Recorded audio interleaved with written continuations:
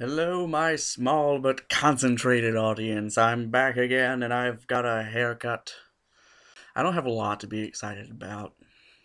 Sorry. So, one thing you learn while editing yourself is the fact that you say a lot of things a lot. Two of my biggest problems are also and so. I would make a montage of me saying also and so, but I would get so narcissistic by the end of it, I probably would burn this laptop. So, damn it, I said it. Anyway, the other day I did something kind of fun. I ended up marooned on campus all day. Well, not marooned, I totally could have left at any time, but I was bored. Shut up. I got all my homework done that day, and I had about 3 hours left before I had to do some volunteer work to finish out the day. This left me with idle time on my hands, and Google Chrome was open, so I started getting extensions for it. This ended up with me installing a extension that checks my Gmail inbox. If I get a new email, I hear this sound and a little pop-up shows up in the bottom right of the screen. Then, I took it a step further. Now a pop-up shows in the bottom right of the screen, and a slightly passive-aggressive Scottish male voice announces who sent the email. And then he reads the subject line. This has become my new favorite sport, is figuring out titles to make my emails to screw with the Scottish voice. My favorite so far is burglar alarm. And as Top Gear has shown us, Scottish people, as awesome as they are, cannot pronounce the words burglar alarm. This should show how weird of a family I live in. I just left to get a snack because it's, and not because of this, but because I'm legitimately hungry. You know why? Well, it is like 10 o'clock while I'm filming, but we had dinner at 4. Usually we have dinner at 7. We had dinner at 4. Why? Because we wanted to experiment and we made coconut chicken. So I took a break, went into the kitchen. Instead of coming back with a few chips, a drink, I come back with this chicken strips. I don't know whether to feel like a fat ass or actually be proud of the fact that instead of crappy like chips, I get chicken strips. Screw you guys, I'm gonna have a chicken strip. Oh yeah, and title sequence away.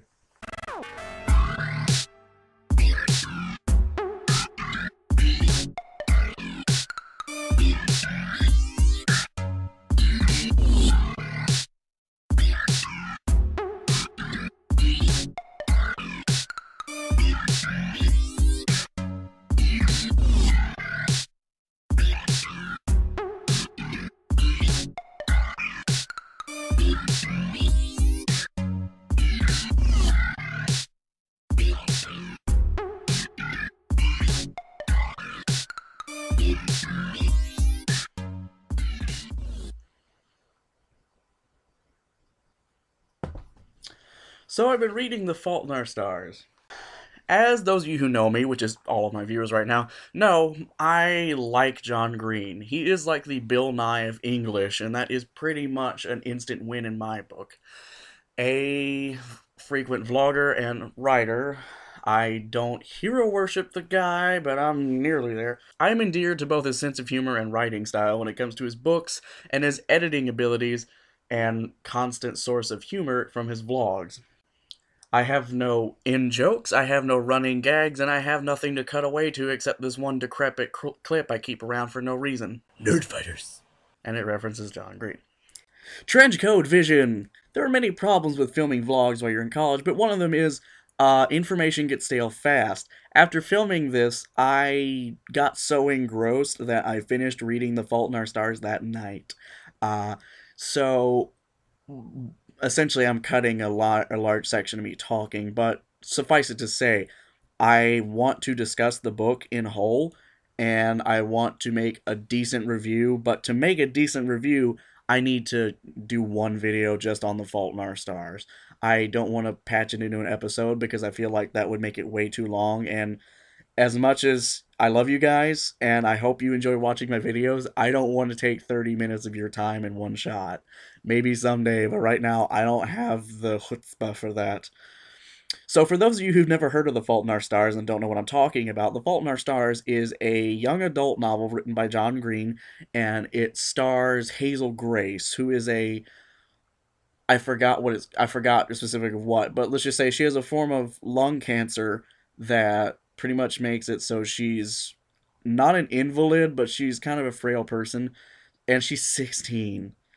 Despite of that, she's a very strong person mentally.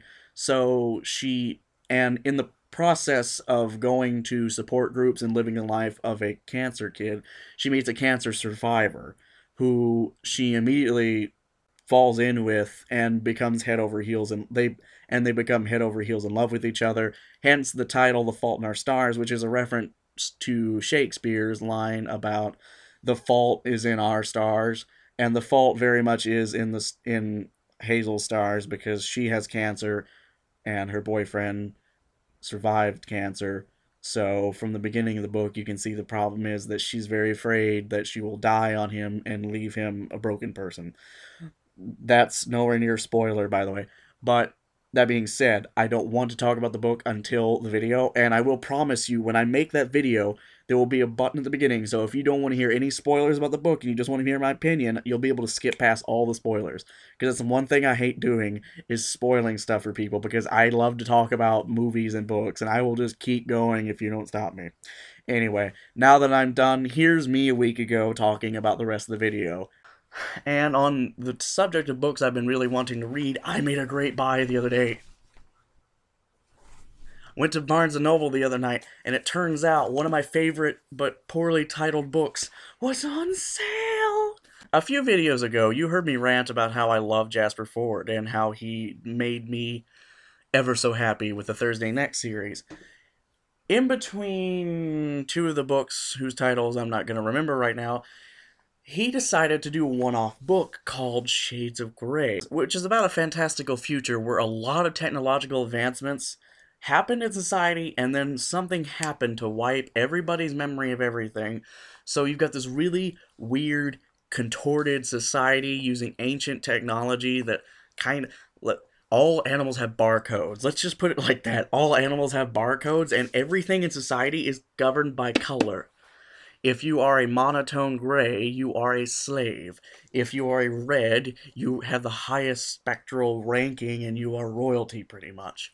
The book is about a guy who pretty much gets sent out to a village where he might marry someone and get him into a slightly higher social ranking status, but he's one of those characters who just doesn't really roll with the whole social class thing, so things get messed up. Again, I haven't finished this book either, but the first half of it was fantastic.